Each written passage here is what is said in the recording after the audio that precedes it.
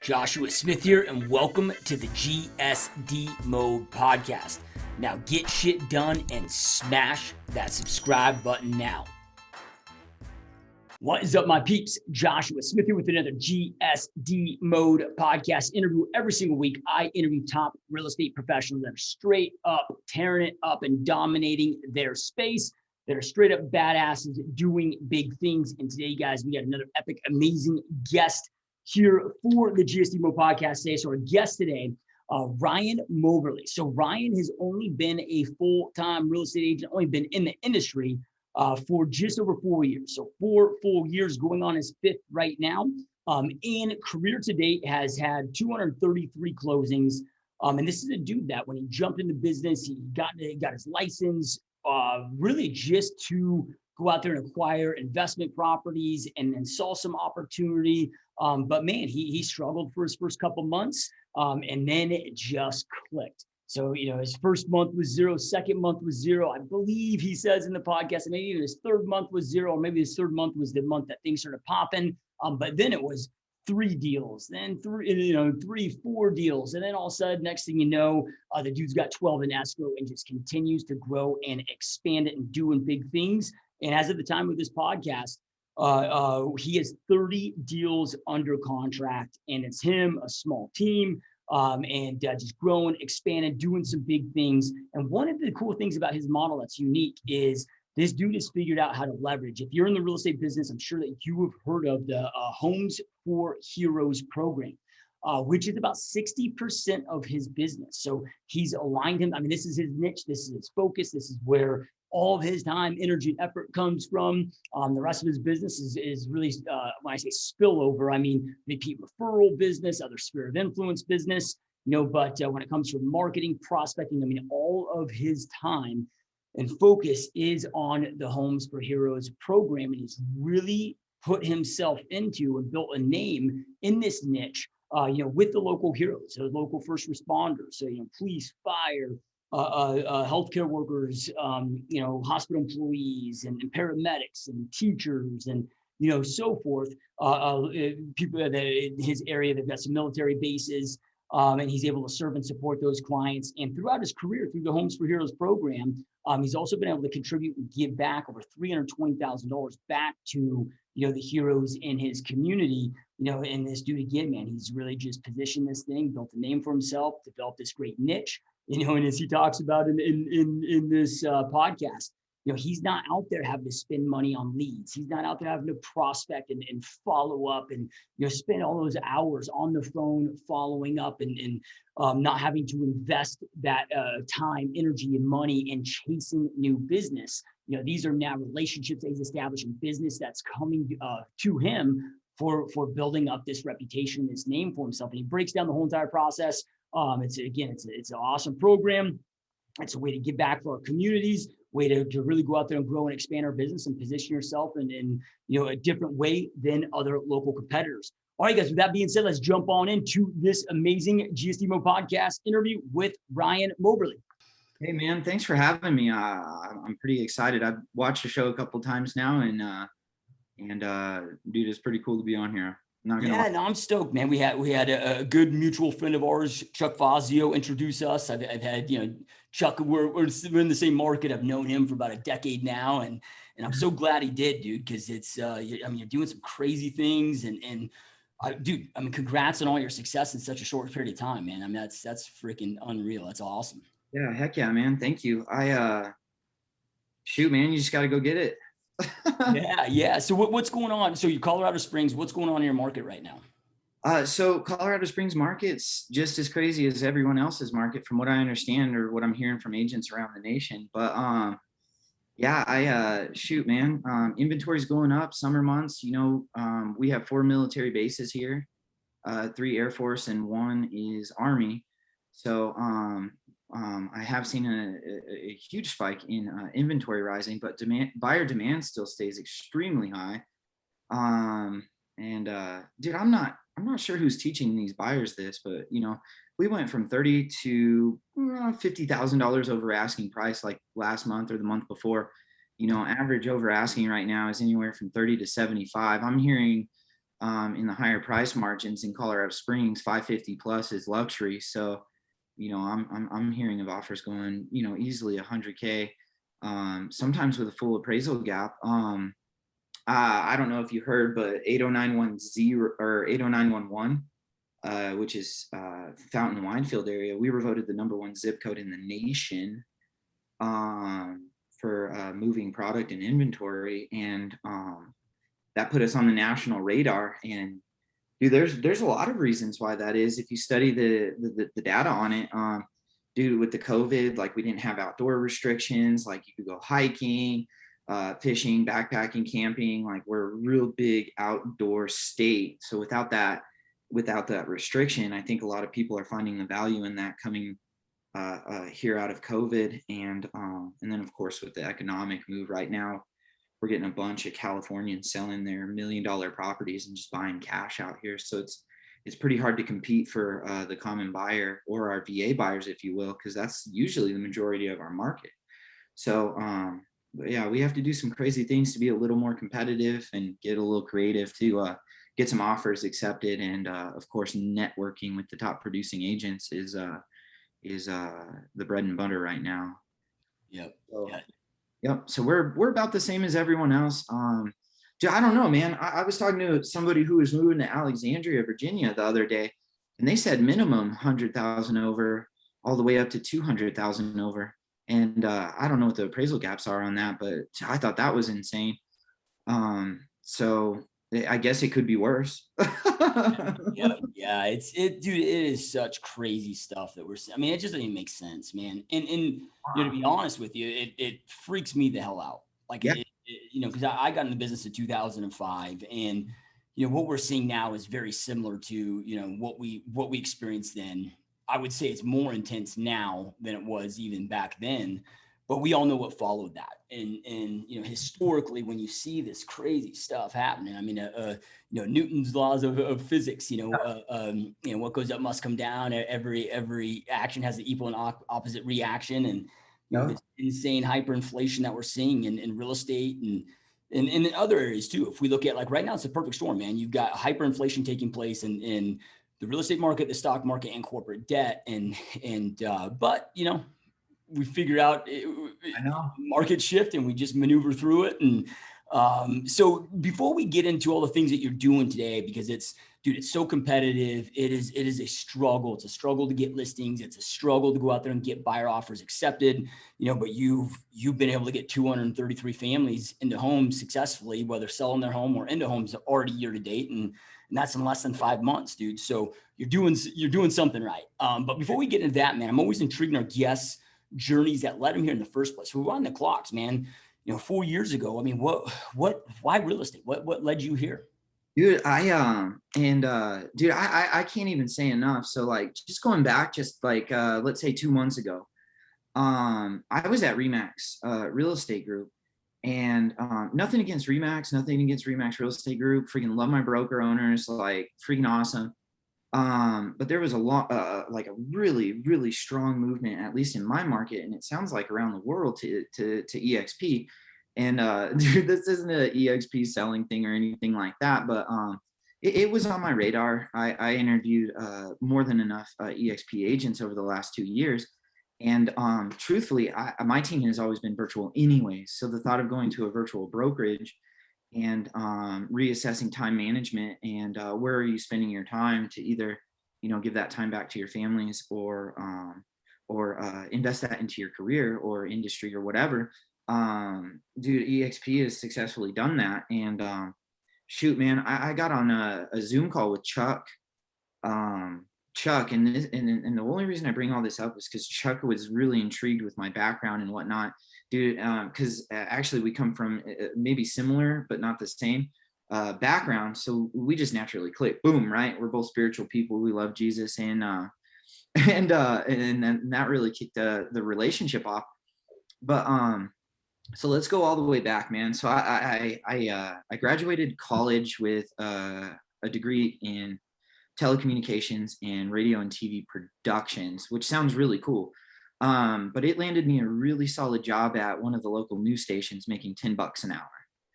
I know. So, I do crazy things like, hey man, I'm killing it. I'm editing like 60 stories a day. Can I get a raise? No. Well, why not? Like, I'm your best tape operator, like everything going on. And they're like, nah, dude, we just don't have the margins to give you a raise /and/or we don't want to give you a raise. And I'm like, well, that sucks. And I'm like, okay, cool. Well, I need to talk about my exit strategy. Dude, that's fine. There's 250 interns behind you. They can just come work for free and we don't have to pay a salary. So I'm like, dang, this industry is nuts. So I before that I worked doing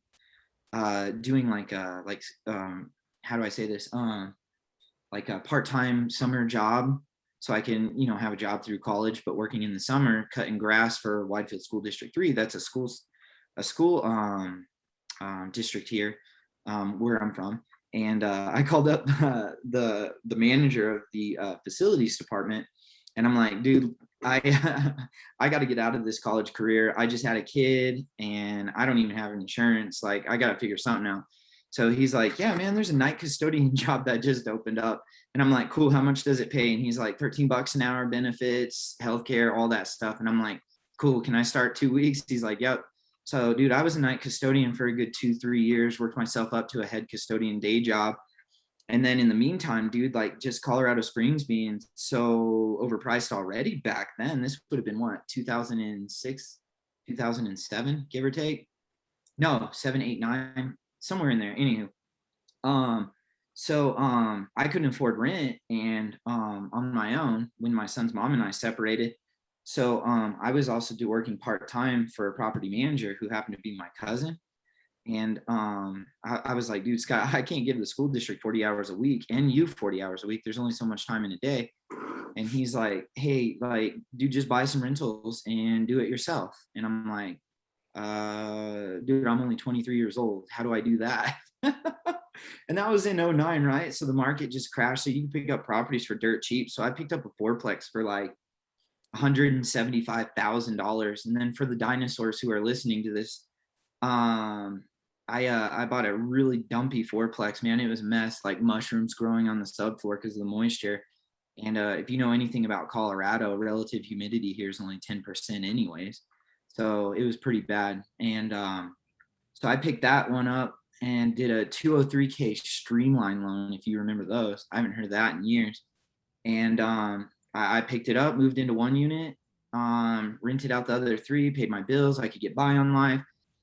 And then I met my wife, and it turns out her family likes rentals and investing as well. So we were a good match. And she had a townhome. We rented that out. We flipped 4, bought 8. And then at one point we had with our primary and rentals like 11 properties. And shoot, dude, my wife is so much smarter than I am. She's like, I want you to quit your job and get your real estate license. I'm like, you want me to quit the only steady income we have and our insurance and our benefits and our retirement to go sell real estate? There's no way. And she's like, do you know what 3% on that apartment complex is going to cost? And I'm like, yeah, like 26 grand. And she's like, yeah, I'm not paying that. You're getting your license. So I went and got my license. And this would have been, starting in 16, going into 17, right? So, managing the apartment complex, working my 40 hours a week. And now I'm a licensed realtor working 3 jobs. Something had to give, dude. So put in my 2 weeks notice, jumped ship, refinanced our house, pulled out 20 grand, sink or swim, man. I had no choice. And so, dude, it was crazy. So January of 2017, I sold no homes. February, I sold no homes. And, watching that 20 grand, dude, I hit 3 in March, 4 in April, 6 in May, 12 in June. And dude, it just took off.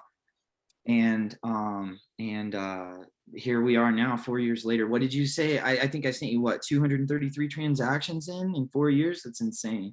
Yep. So shoot, man. Yeah, it's crazy. I mean, I think my team's got 30 under contract right now. Pending new builds are a hot thing now. So those won't close till later, but you still count them, right, for data. But yeah, dude, we're just rocking and rolling. I'm trying to grow my team. And that's when I met Chuck and Angela, because they're really good on the EXP agent attraction. And obviously, in order to grow, I got to build my team. I can't keep doing it on my own, and my agents are exhausted, and my admin's even more exhausted. And like, so we're growing. We made the transition to EXP. It's much cheaper to grow a team there than at Remax. And I mean, shoot, since I went there, I've already added 2 more agents, and they're ready to get in and get their feet wet and start rocking it. And we'll just grow this. Yep. Yeah, I love it, dude. I love it. Yeah, I mean, Chuck's such an awesome mentor, dude. I mean, what I love about guys like Chuck is he's done it all. You know, he crushed it as an individual realtor. Then he and Angela had become a top husband and wife team here locally. Yeah. Then they, grew their brokerage. Started off with West USA, so a franchise. Then went private. They grew the largest single office, I don't believe just in Arizona. I think it was in the whole entire United States. I mean, they had like 900 agents out of just one office. I don't know if you've been to his office building, but dude, it is insane. So I have a podcast with him, Okay. the second one that we did, and I actually went to his building. We filmed it on site and had him do a whole tour. It's the sickest real estate office I've ever seen. But going back to that, of like, he's just a dude that's done it all. So he could really help with those different steps throughout the pivots and transitions.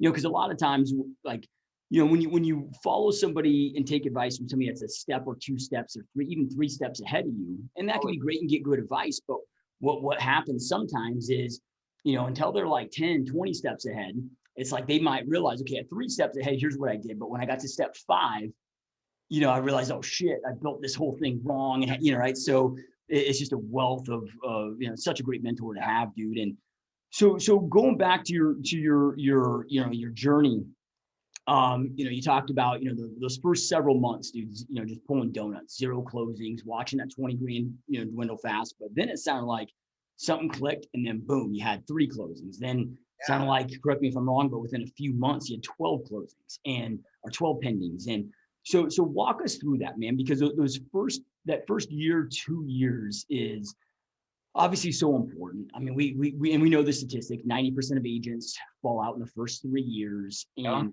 it can be such a struggle because it's an adjustment. A lot of people come from the corporate world. They're not used to entrepreneurship. They're not used to having to self-manage. They're not used to having to, because I mean, real estate professionals, business owners that choose real estate is our path to go out there and create our business and our success in. It's like you're wearing a lot of different hats. Not only do you got to be there, wear the realtor hat for your clients, but then you got to wear, you got to do all the business operation stuff. And man, so many struggle with it. So walk us through, what that first year was like. Like, what did you do to start popping to, at 3, then all of a sudden 6, then 12? Like, what led to that out of the gate?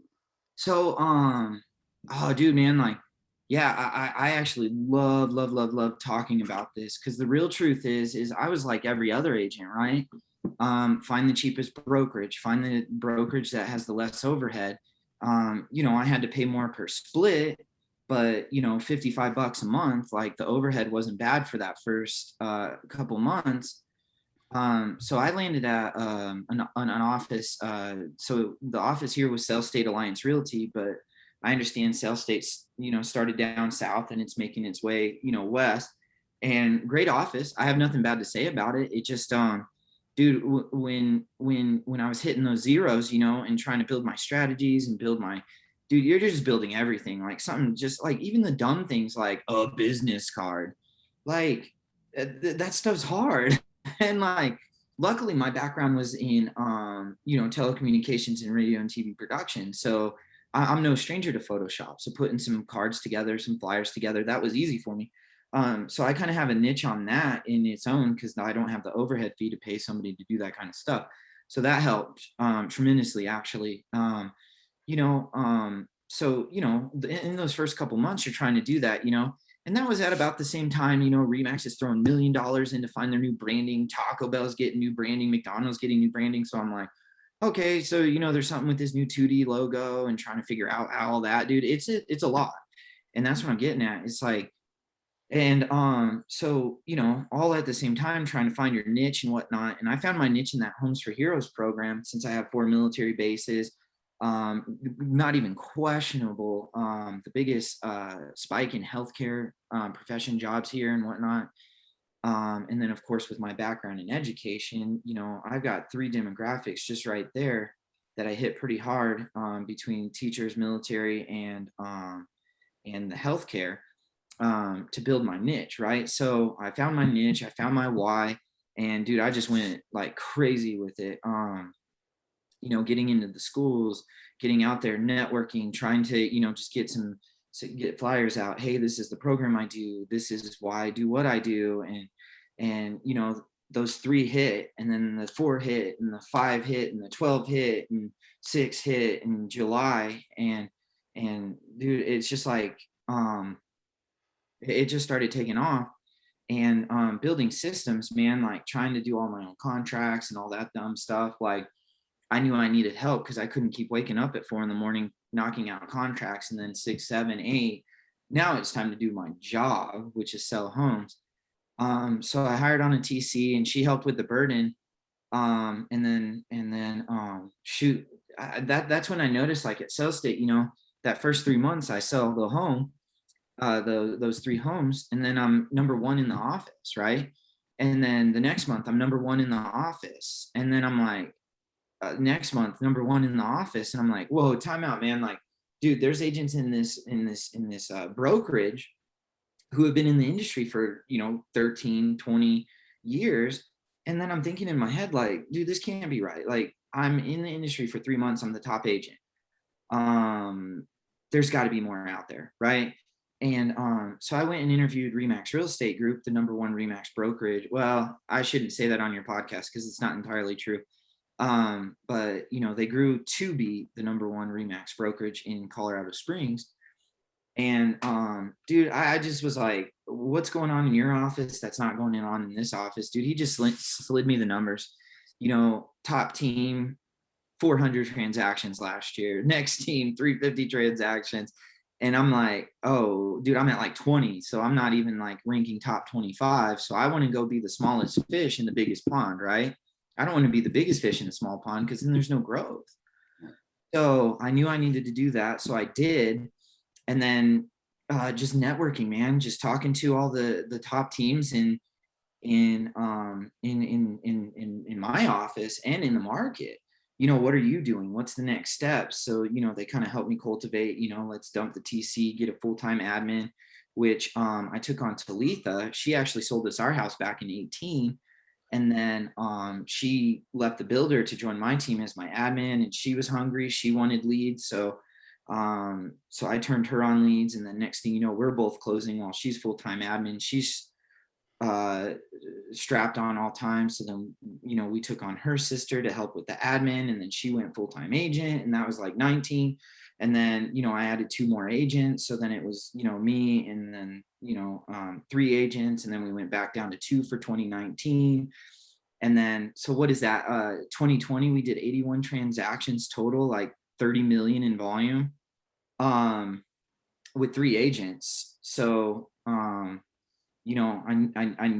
knew I wanted to leverage my agents so they can maximize their income without competing for leads on the team, right? But I also knew the shift in growth was the EXP model for my team, since we were already virtual anyways. And then that leads me into 2021, where we just made the jump to EXP. The overhead per month is super low, and we'll be on track for maybe like 100 plus this year. If I hit 100, I'll be absolutely thrilled. But with the growth we're experiencing and the agents that we're bringing on just because of going to EXP, I expect to have at least 10 agents by the end of this year, probably even more. And I'm kind of worried because you got to have leads for those agents, right? So I know my marketing is going to double. And to go back to where we started with the volatility of the market, when we're buying leads and whatnot on internet, when are we going to start transitioning from, buyer leads to, I don't know, maybe distressed properties, REOs, foreclosures, I don't think short sales yet. But so, it's going to be a transition year in the market, and maybe, I don't know, if it is, it is. If it's not, it's not. But, we're top 1%. So we're going to evolve. And that's my goal this year, is to, built a strong enough team to where I don't have to fire anyone if the market does go south. But yeah, and that brings us into 2021. So Yep. Love it, dude. Yeah, dude. And look, man, I'll tell you this, and anybody you probably will talk to that's been in this industry for a long time, that's a top producer, will tell you that this market that we're in right now, these extreme seller markets, are the toughest markets to navigate through. And it just, I don't want to say for whatever reason. I mean, I know the reason of it, but great agents tend to do much, much better in down markets. A lot of people can't pivot. They can't adapt. They can't shift. And if you're able to crush it in this environment, dude, you will absolutely crush it, when the market does pivot and shift. And, but I want to circle back to the Homes for Heroes program. yeah. I mean, that's something, I mean, it looks like that's about 60% of your business. And so it's a great way to get business, but it's also a great way to give back to the community. Looking at the numbers here, I mean, that's, over about 320 grand that you've built through that program that you've been able to give back to, those families and give back to the community and so forth. And, for those that are maybe interested in getting into that program, can you just explain a little bit about what the program is? And then from there, because it's not a program that like all of a sudden you just start getting a ton of referrals. I mean, it's up to you to go out there and market yourself, as this Homes for Heroes agent. So obviously you've kind of cracked the code with how to position yourself from a marketing standpoint, to go out there and get these clients and be able to serve these families. Yep. Heck yeah, man. So, actually, so we'll go back to like right when I got my license too. I had been working in education, and I think this is pretty consistent across the board. It started with something so small, man. Like this teacher just brought me this chair that they got at IKEA. It prices at like $2.30. And she's like, hey, this chair broke. Can you fix it for me and get it back into my classroom? And me, in my logical mind, and ADHD, if you can't tell, I run a quick time cost analysis on it. And I'm like, no, time out. So I'm making $17 an hour, and it's going to take me an hour to fix this chair. By the time I get it from your classroom, get it into my office, drill a hole, put in a screw, tighten down the nut, and then get it back to your classroom. So that $2.30 chair just cost the school district $17 minimum, plus parts, maybe like $20. I'm like, just go to IKEA and buy freaking 5 more chairs for the same cost. She says, no, our budget's already spent. I'm like, how is your budget already spent? The school year just started like a month ago. And she's like, that's it. That's all we had. So I was already licensed yet, just not practicing full time, if you will. And I brought that information to my wife, and my wife's like, perfect. Here's your niche. You're going to be the teacher's realtor. And that sounds so stupid now, but like back then it was like, you got to find a niche and a why powerful enough to convince people to use you as a realtor. Right. So I talked to my employing broker at the time, and she's like, hey, you want to be the teacher's realtor. Have you looked into this program called Homes for Heroes? I'm like, I've been licensed for a month and a half. Like, I don't know anything. And she's like, well, here's the link. So she sent me the link. I got on, jumped on a phone call with Ruth Johnson's the owner up in Minnesota, right? So I got on the phone with her son. He worked there. And dude, he didn't even finish his sales pitch. And I'm like, sign me up. How much? Here's my credit card. Just do a withdrawal. Like, this is it. This is exactly what I need to do. It's perfect for my market, right? So I signed up, got it going. So I've been doing that since the start, period. That's my niche. I'm so passionate about it. It's crazy. And I'll get to it like right now, or in about a second. We're labeled as discount realtors. And the reason why is the way the Homes for Heroes program works is you give 25% of your commission back to the hero on the buy or sell side, or now it's 0.007 or 0.07% of the sales price, right? So there's so much good here, I promise. And I'll get to all of it in a sec, because it's creating a very realistic, competitive buyer in today's market for me. And I'll even give you my secrets if you want. But so 25% of the commission, just to say, hey man, like, so I'm so thankful for your service. Thanks for voluntarily, taking a crappy salary to support our communities. Who's supporting you? Well, I'll support you. And I can do it through the home sale, right? So, you use me to buy a home. I'm going to rebate 25% of my commission. That could either go towards closing costs as a credit on the seller settlement statement, buyer settlement statement, or you could get it as a reback in the mail after closing. And then that money is free. So you can use it to, buy blinds, buy furniture, curtains, whatever you need that money for. I'm just appreciative for what you do for our community. And if you're passionate enough about the Homes for Heroes program, the consumer can tell. And then how do I say this? I know teams that spend 40, 50, 60, $100,000 in marketing just to get leads. So I went a totally different marketing route, almost millennial, if you think of it. It is, yes, I'm giving up 25% of my commission to the hero, and then another 5% to Homes for Heroes that goes towards the Homes for Heroes nonprofit foundation. And they're just doing amazing things with that extra money, by the way. And shoot, I kind of got lost in the conversation, but dude, it's just like you're spending all this money on all this marketing, but if you switch your way of thinking into the Homes for Heroes program, the 25% is your marketing, because the one hero is going to tell their heroes, and then their heroes are going to tell the heroes. And that's why we can grow and scale so fast, because not only are we, every market's got discount realtors, and it only markets to the greedy sellers who don't want to pay a commission, right? That's not what this program's about. It's not about the discount. It's about serving with a purpose. And that's what the difference is, because me and my team, we're so passionate about this program that we want to just serve the heroes in our community, police, firefighter, military, healthcare, educators. Those are the niches. Like they just refer you, and those referrals are free. Now, do you get flack from the real estate community as a discount agent, like from other realtors? All day, dude, all day. Threefold. I got agents who are like, "Oh, you're just a discount realtor. You're just cutting your wage so you can get a niche on the market. Blah blah blah blah blah blah blah. Whatever. Okay, cool. I see their point of view. That's fine.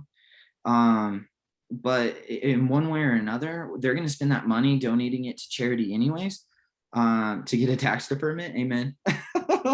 Or they're going to put it right back into marketing. So if you think about it, it's really the same expense. Yeah. Well, dude, realtors are so freaking short-sighted. It's just, you got to take it with a grain of salt, because most realtors, dude, it is ridiculous. I mean, if you got a channel account, like let's just say, okay, back in 2008 through 2012, when I was doing, I repped 30, just over 35 different banks and outsourcers for REO. Well, dude, they're only paying me 2% on each of those. They're taking a percent back, and I'm only able to take 2% of the listing agent and offering 3% to the buyer's agent. So it's a percent discount. So essentially the same thing that you're talking about here. But nobody calls you a discounter, with those channel accounts. It's like I got a buddy of mine that, he on average pays like a 38% referral fee, because he's got these big channel accounts like Quicken Home Loans and whatever. But dude, they sent him 900 deals last year. So nobody's, again, realtors just have a weird way of how their minds work at times. And I think a lot of it is probably just out of concern and fear about their own business and you taking over market share. Yep. And that's fine, because I'm not even going after the market share. I'm just going after the hero demographic. One, because it's a really good business model. And two, like you saw my growth in 2020. Well, guess who had jobs? Yeah, exactly. Yeah. Who was buying homes? My niche. Yeah. So, they had money, they had jobs, like, selling.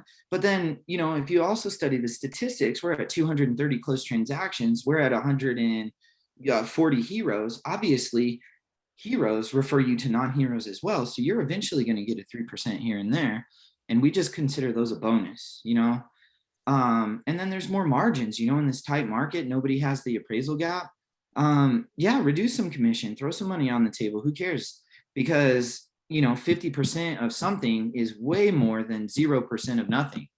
Well, and it's not just, I mean, it's giving back for a big cause, like you said, man. I mean, I can't even like, just look at all the crap police officers are going through right now in this climate that we're in, dude. Dude, I can't even fathom.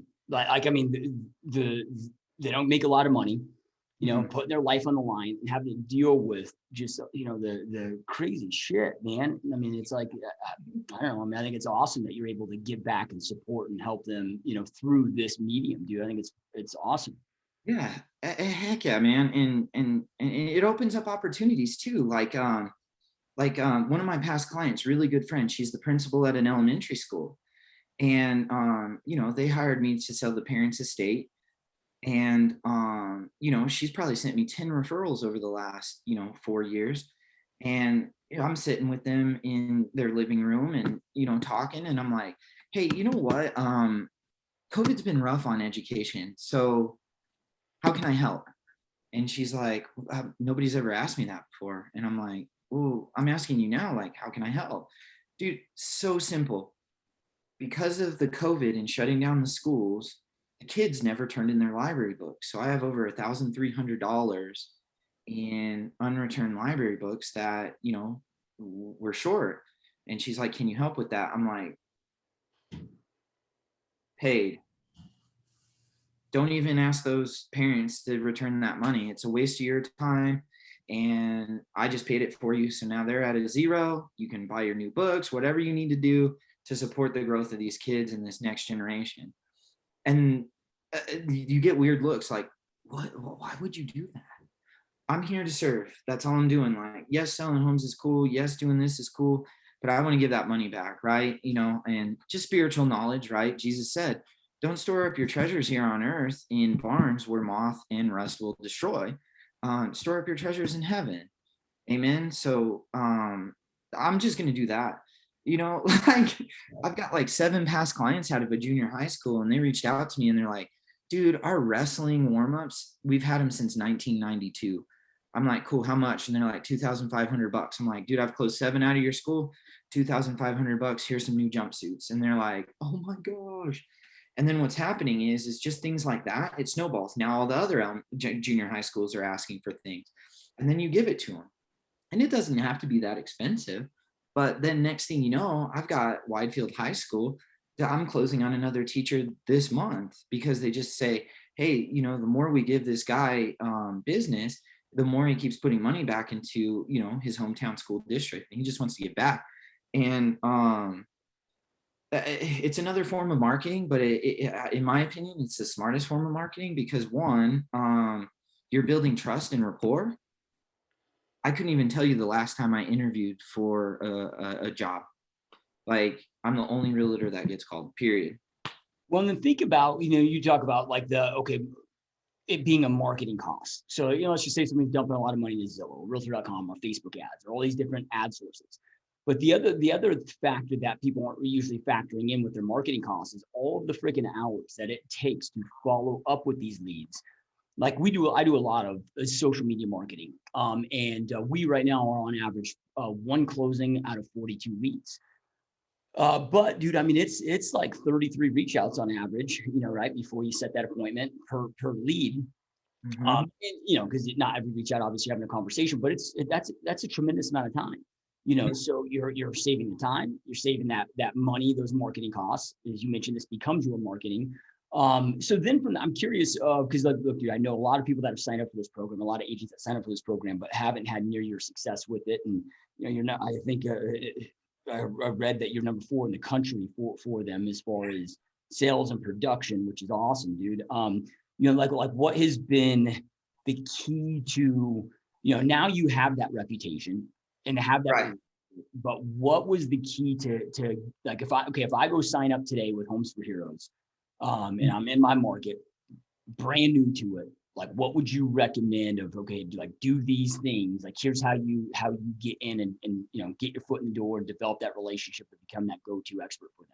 Yeah, heck yeah, man, dude. I actually love having this talk because you're right. You're absolutely right. So Homes for Heroes put me on the affiliate advisory council for them. So, once a quarter we have like big meetings. They care about what I say, and then they'll apply that to their company and how they grow as well. So I get to be a part of that. And I think that's really cool that they trust me with that, because, I was rookie of the year with them in 2017, my first year in real estate and my first year with them. But yeah, so the number one issue that I noticed, at least with the Homes for Heroes program, is these agents come in expecting leads.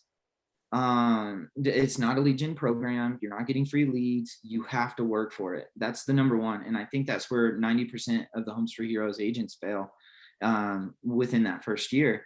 A year goes by, they haven't closed a hero deal.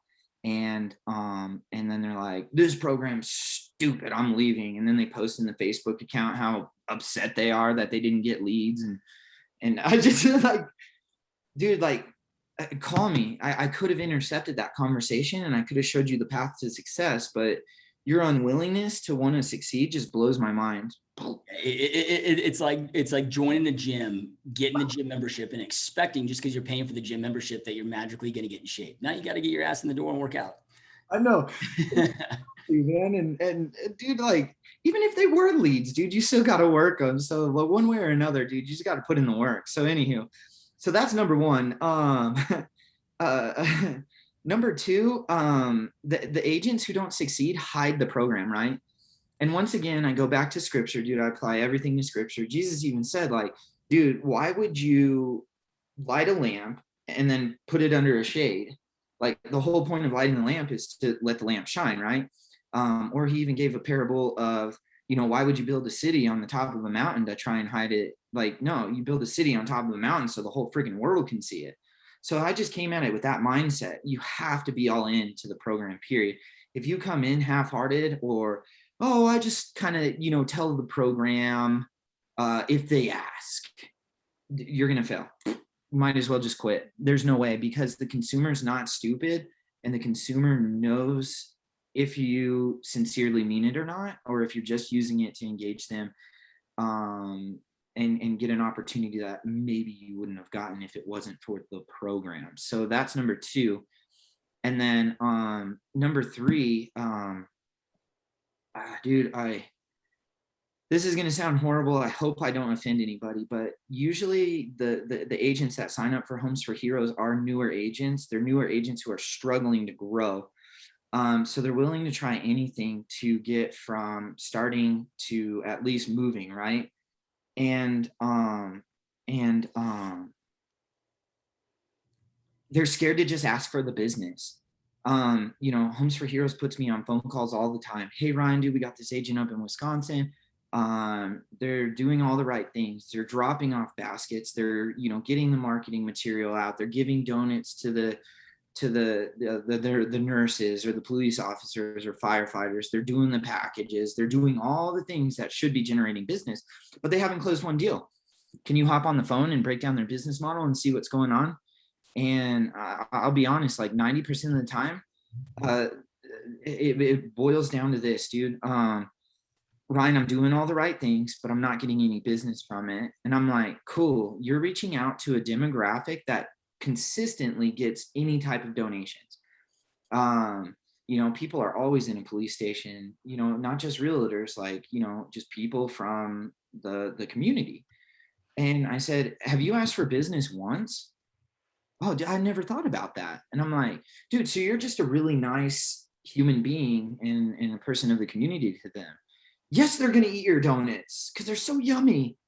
I would eat your donut too, but do they know that you're a business person? Do they know that you're a realtor? And do they know that you're doing this with the intention to serve them?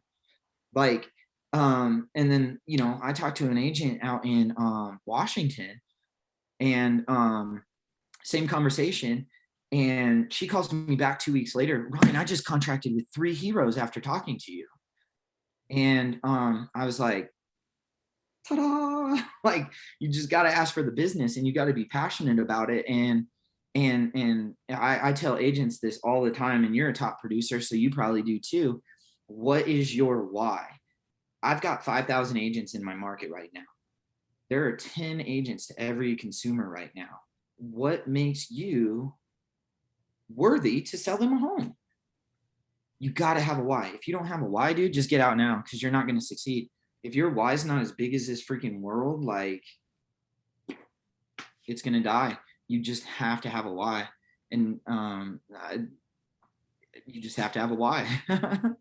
So it sounds like they kind of have, meaning they, Homes for Heroes, has a little bit of a roadmap laid out with materials, with strategies, with things to do.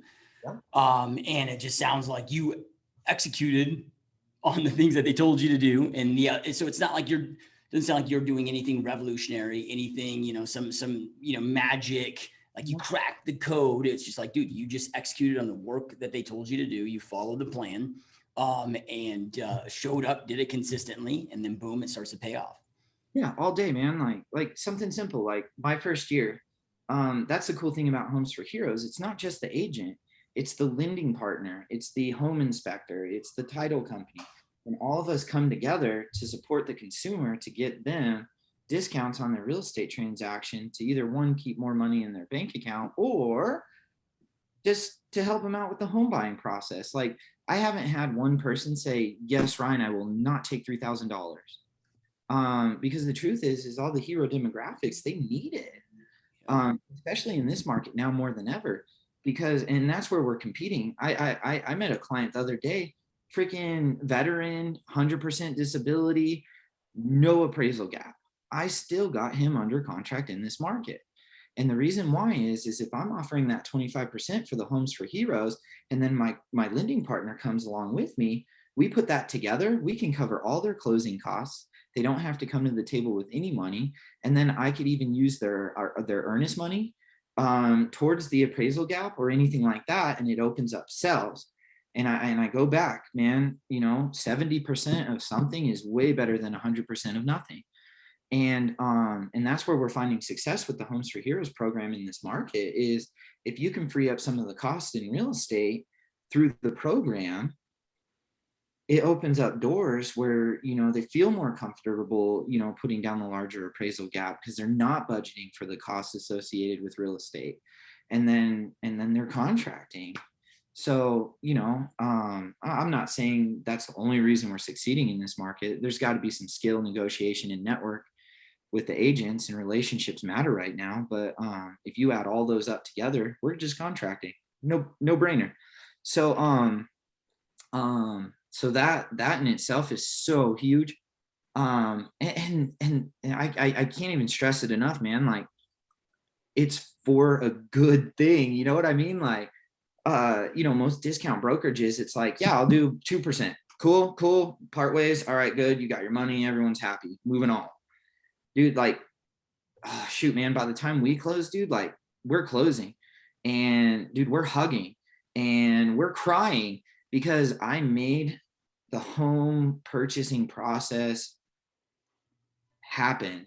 When a lot of these people meet me, they don't even think that home ownership is a possibility. And then I take them from that train of mind into home ownership. Dude, referrals for life. It's crazy. So, dude, I'm all about the program. If anybody listening wants to reach out, dude, just let me know. I'll tell you everything.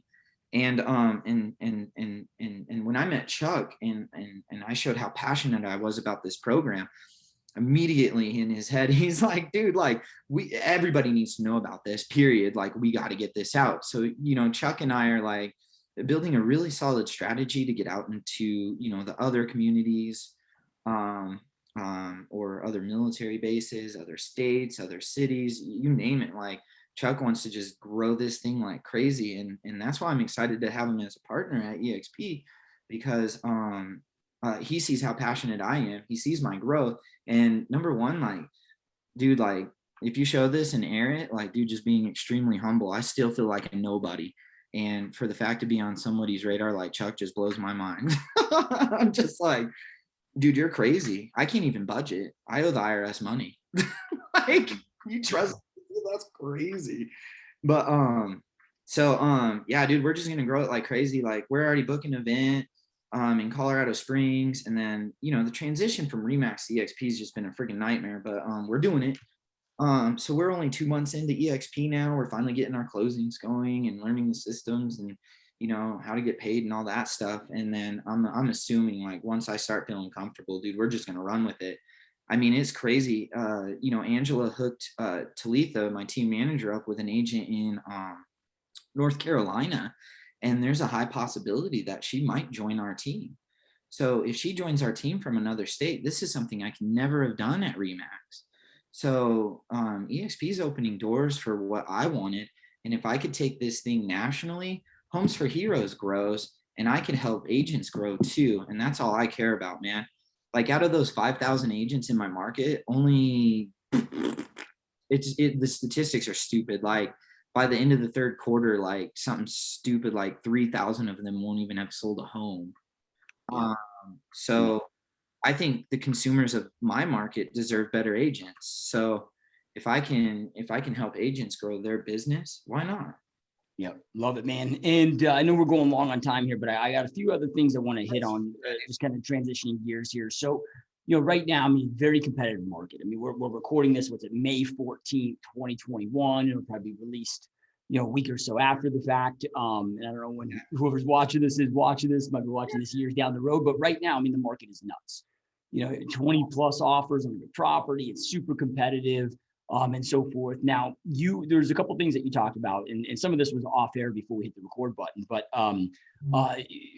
first thing that I want to have you kind of hit on is you've mentioned a couple times the importance of relationships with other realtors in your community. Can you speak to that of the importance of that and how that is allowing you to win more deals for your clients? Shoot, man, like I got to stay RESPA compliant, right?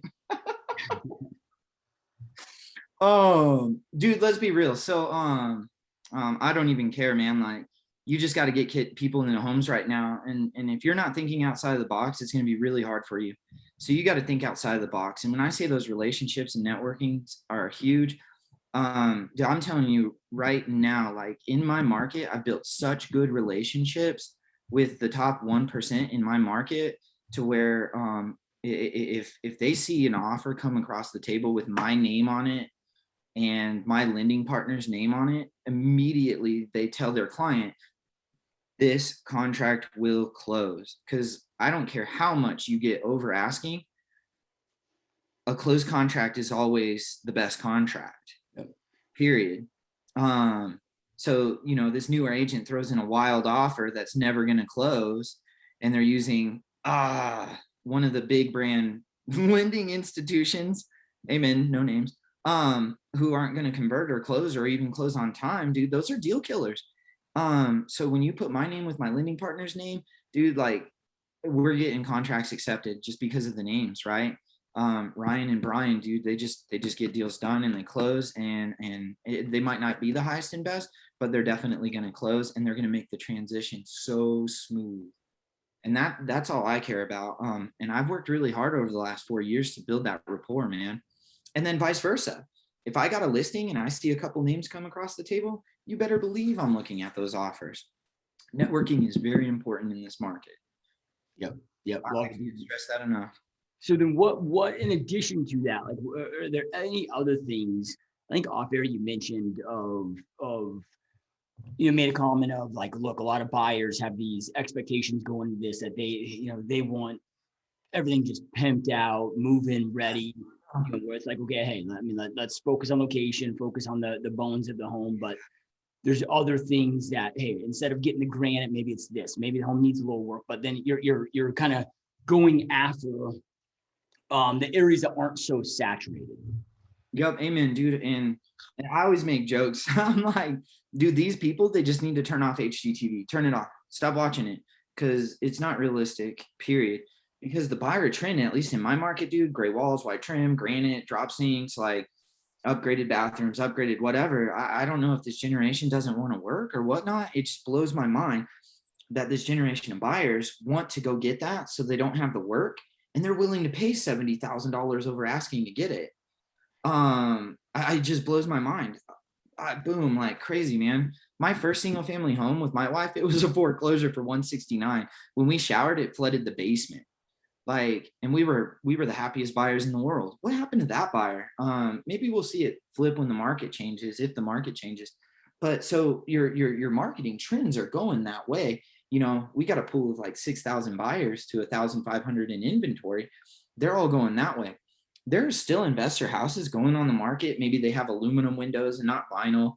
Maybe they have original cabinets versus updated cabinets. Maybe they have that stupid, crappy Moan faucet in the kitchen that is going to cost $200 to replace. Like, dude, we could go do that. And then, you know, the buyers are trending this way. We're going to backdoor the market and find these homes. And usually those homes, 90% of the time, investors really don't care if they go on market or not. They've already figured out their ROI and their margin, and they're willing to settle at this price. If your buyer brings them that price, they don't care about appraisal gaps. They don't care about anything. It's, I'm under contract. I'm flipping this house in 30 days. Money's back in the bank, and I can work on my next 3 investments. Dude, we can find those all day in my market, and you just got to find it. I just closed one at 310 the other day. My client's already in there turning it into a duplex. We're already looking at getting his credit score up so he could leverage more money. His debt's going down, and we're looking at purchasing a primary at 500,000 plus. And now, because he was willing to listen to me, he now has a duplex and a primary. All he had to do was give up his quality of living for 6 months. How fast the market's rising, maybe a year at the worst. So you can find that. And what's the key to that though? Because I mean, people get their minds set, you know, on one path, and you know, so I have to imagine that is a lot of education, and that upfront buyer consultation that you are you know, spend a lot of time getting crystal clear on what their goals are, what they want, why they want it, why it's important to them, and then just spending a lot of time of educating them on all the different scenarios and paths. I mean, is that what you find to truly be the key, is just through education, it just kind of opens up their paradigm to you know, different possibilities? Yep, all day, man, all day. And you're absolutely right, dude. You hit the nail on the head. Education. Because most consumers don't know that real estate's a good investment. You know, American dream, buy a house, white picket fence, and live your life and then die. Dude, like, if you can get out of that mindset and focus, like, I've probably had like 10 listing consultations this year where I'm like, okay, cool. Look, this is how much you have in your primary. If we liquidate this, we can divide it here. You can buy with 10% down, 5% down on your primary, 15 on an investment, 15 on an investment, 25 on an investment. You just took one home with 200,000 in equity and turned it into, you know, 3 rentals and a primary. Dude, you're set. You just got to let that thing ride. And then, you know, the market keep appreciating, whatever. Then we'll flip those 4. Now you have 8. And then we'll flip those 8. Now you have 16. Like, dude, you don't have to work another day in your life. And you know, there's books and seminars on all this stuff, dude, but like, the consumer has a really hard time getting their head wrapped around it. And if you can paint the picture and be amped up about it like it's a good thing, like I am, dude, like, you start opening doors of what does everyone want right now? Financial freedom. Well, you know, I see people trying to invest in the stock market right now, and they're just not having good ROIs and stuff. I'm like, dude, your ROI in your primary residence right now is your best source of equity and your best return on investment right now. And I vote we do that. And 90% of the time, man, I get the gears turning, and then we're doing. So it's a pretty good strategy. And you know, when we were talking before we went live, you kind of mentioned, like, dude, it's almost impossible to, you know, sell a home in this market, to buy in this market. If you can get them out of that mindset, then you build the courage or the confidence to get them out of their house and into something more appreciative, or a better asset, if you will. And dude, it's hard. I'm not gonna lie, dude. I did a consultation. I was down in someone's house. Dude, I did a 4-hour consultation, man. And I just laid out their whole financial plan for the next 10 years on a piece of paper. And I said, do this and you're going to be just fine. Yeah. And I didn't know I signed up for financial advice, but I love it. Yeah. Well, I'm sure, you know, I mean, the fact that you're also an active investor, having that expertise, having that background, that definitely helps, with your education and being able to really speak to the process at a high level. And look, I'm guessing that all of these clients, dude, that you've helped navigate through this and take that one property that then it allows them to accomplish the same goal at the primary, but then also in addition to add a couple of rental properties and so forth. I mean, the best way to hedge against inflation historically is the real estate. And now that we're experiencing this insane hyperinflation, man, that's, a lot of people will be those that own real estate right now be thank God they do. I mean, I don't know where it was said, and I'm not very good at quotes and all that stuff, but like real estate's a good investment, period.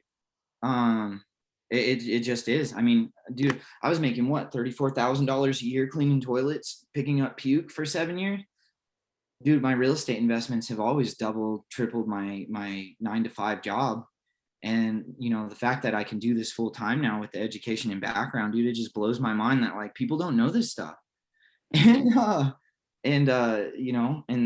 that's why I love working with Chuck, because, he grew all of that based upon his coaching and knowledge. And now he's pouring into me to help me get my coaching and knowledge out there. Dude, I can't wait for the next 5 years of my career, at least. Like, and shoot, man, we'll see where we go. I'm excited to see it, man. It's going to be big, dude. And Ryan, for those that are watching and listening that want to continue following you on this success journey of yours, they want to see what these next 5 years look like. But that also, maybe they want to reach out to you about Homes for Heroes. Maybe they want to reach out to you about opportunities at EXP and some of the partnership opportunities that you have there and what that looks like. Like, where is the best place, dude, to follow you, to get in touch with you and all of that? Yep. So I'm really big on social media. So the Moberly team, Homes for Heroes, that's the Facebook page. I have my springsheroes.com. Don't click on it though, because then I'm going to start retargeting you and your information. So don't click on anything, but I got my bio in there and everything. So springsheroes.com is my branding. The Moberly team is my team. And then my phone number, if you want to reach out, shoot me a text, give me a phone call, 719-499-1407. And then this is actually really hard, but my email is Ryan@Springs, like Colorado Springs, Ryan@springsheroes.com. And that's the best email to reach me. Yeah. Yep. Awesome stuff. And those watching and listening, we'll make it super easy on you. If you just scroll below, we'll have all Ryan's contact information, all those links, all of that right below. So if you just scroll down, you can check that out there. And dude, Ryan, man, I know that you're super busy and truly appreciate you taking time out of your busy to be here, man. This has been a lot of fun, dude. Heck yeah, dude. Like, I was looking at my workflow today and I'm like, how am I going to get on this freaking podcast today? And I'm like, no, dude, this podcast is exactly what Chuck wanted to set me up with, dude. So like, I can't even say it, man. Like, I'm so humbled to be on your show. I really am. So, and I got to meet you and you're a cool dude. So 2 thumbs up, right? Hell yeah. It's been awesome jamming with you, my friend. And those watching and listening, as always, we truly appreciate all your support. Truly appreciate you being here. Keep up the amazing work. Keep kicking ass. And we will see you next time. Peace. I hope you enjoyed this GSD Mode podcast episode. Now make sure you get shit done and smash that subscribe button now.